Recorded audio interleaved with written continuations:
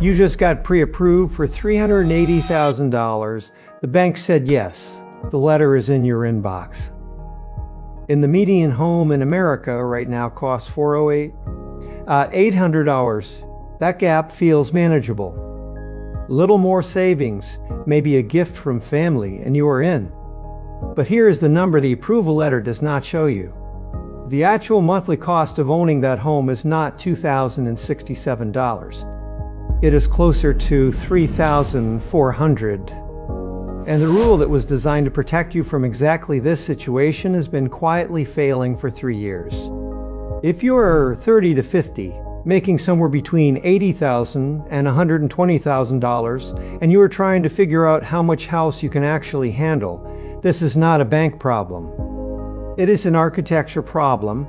The approval system was built around one number. A safe number requires a different calculation entirely. And the math behind that gap is worse than most buyers ever hear. There is a rule. It has been around for decades. It is called the 28-36 rule, and for most of the 20th century it worked. The idea is straightforward. Your monthly housing costs should not exceed 28% of your gross monthly income. That is your front-end ratio. Your total monthly debt, including the mortgage, should stay under 36%. That is the back-end ratio. Lenders invented this framework to prevent buyers from overextending, to keep people from becoming what the industry calls house poor. The 28-36 rule was not arbitrary. It was empirical. It was built on decades of data showing that households spending more than 28% of their income on housing ran into serious cash flow problems. They delayed retirement contributions, they stopped building emergency funds, they missed car payments. They got trapped. The rule was a pressure release valve designed into the system. For most of American history, it held. From 1984 to 2021, mortgage payments consumed less than 20% of median household income in almost every single year. Not 28-20. Buyers had room. The rule was not a ceiling anyone was bumping against. It was a warning sign nobody needed to read. Then the pandemic happened, and the rule stopped working. Here is what changed. Home prices surged 31% between 2019 and 2024. The median home went from $240,500 to over $408,000. At the same time, the Federal Reserve raised rates from near zero to the highest levels in 2 decades.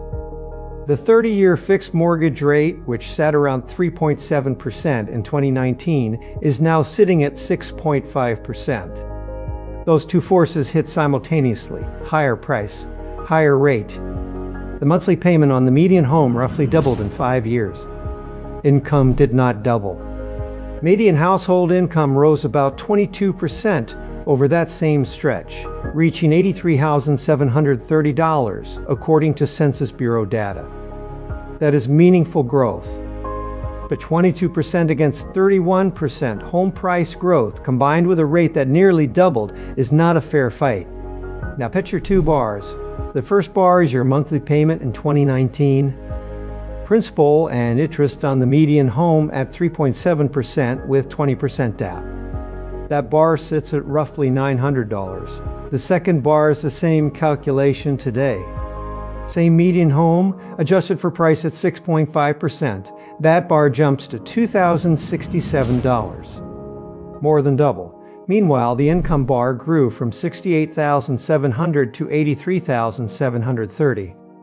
That is a 22% raise. The payment bar grew 130%. Those 2 bars are not moving together anymore.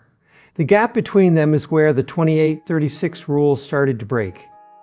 Run the simple math. On $83,730 a year, 28% of gross monthly income is $1,954. That is the ceiling the rule was designed to enforce. The principal and interest payment alone on the median home is $2,067, before taxes, before insurance, before a single repair. The principal and interest alone already violates the rule. And that is the number the bank shows you. This is what I call the approval trap. It is the gap between the number on your pre-approval letter and the number the 2836 rule says you should be spending. Banks are not using 28% as their ceiling, they are using 43%. In some cases up to 50% for FHA loans. That is the debt-to-income threshold for approval, and it is substantially higher than the threshold for financial safety. The bank is not asking whether this mortgage keeps you healthy. It is asking whether you can make the payment without defaulting. Those are different questions with very different answers. One mortgage pre-approval calculator example puts it plainly. On a specific income scenario, the lender approved $288,000. The comfortable number using the 2836 rule came out to $180,000. A gap of over $108,000. The bank said yes to a number the rule said no to. And most buyers follow the bank. If you want to understand why the approval trap works so well, the answer is what I call the true payment. And it is a number that almost nobody calculates before they sign. Your lender calculates a number called PITI, principal, interest, taxes, and insurance. That sounds comprehensive. It is not. Zillow and Thumbtack tracked actual costs across more than 1,000 homeowners in late 2025. Their conclusion, the hidden costs of homeownership, meaning maintenance, insurance, and property taxes, total $15,979 per year on average. That is $1,332 every month on top of your mortgage payment. Let that run. The principal and interest payment on the median home is $2,067. The bar just grew. Property taxes add roughly $253 a month at the national average effective rate. The bar just grew. Homeowners insurance adds another $167 a month, growing.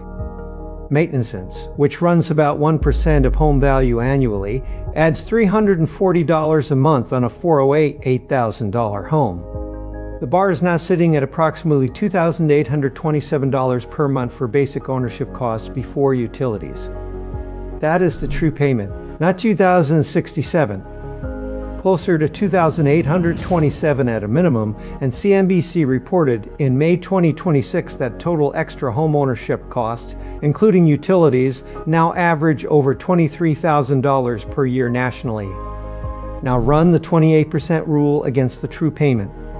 On $83,730 gross income, 28% is $1,954 per month. The true payment on the median home is $2,827 before utilities.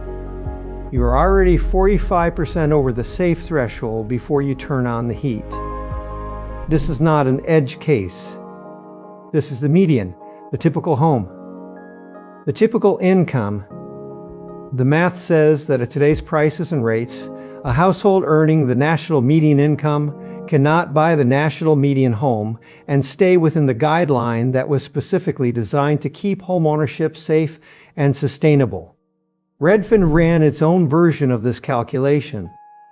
Their methodology uses a 30% threshold instead of 28% and includes property taxes but not full maintenance.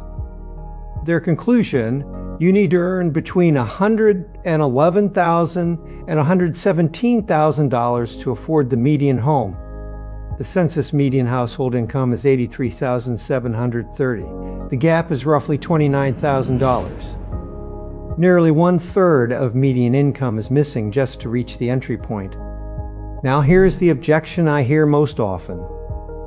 You might be thinking that plenty of people are buying homes right now. And you are right. Sales are happening, but look at who is buying. In March 2026, 27% of existing home sales were all cash. Those buyers are not fighting the math. They brought a different calculator. With the buyers taking out mortgages, a household earning average income now spends approximately 40% of that income on the median home payment, down from 42% a year ago, but still well above the 28% guideline and far above the roughly 16% that was typical before the pandemic. The system did not accidentally end up here. The approval ceiling was stretched because housing prices outpaced incomes and lenders needed to keep volume moving. When the 2836 rule stopped matching market reality, the market did not fix prices. It raised the approval threshold. Buyers got approved for more. And many of them are now stretched in ways the original rule was designed to prevent. There's a second objection worth addressing carefully. Some people point out that owning still builds equity and renting throws money away. That is not wrong as a general observation, and in some markets and timelines, the equity math does favor buying over renting, especially over 15 to 30-year horizons when the mortgage is paid off and the owner carries minimal housing costs. The 2836 rule is not an argument against home ownership. It is a structural tool for buying the right amount of house. The argument here is not buy versus rents. It is how much house your income can actually support before the math starts working against you. And here is the second layer twist that most affordability discussions miss. The hidden costs are not staying flat.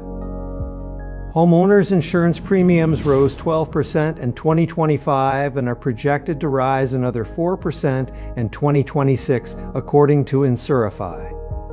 Property taxes increased 3.7% in 2025, according to Tapdom data. Home maintenance costs grew 4.7% last year, while incomes grew 3.8%. The true payment is not a static number, it is an escalating one. The mortgage is the only part of your housing cost that is actually fixed. Everything else is exposed to inflation, local tax policy, climate risk, and labor markets. As one certified financial planner put it, do not confuse a fixed mortgage payment with a fixed housing budget.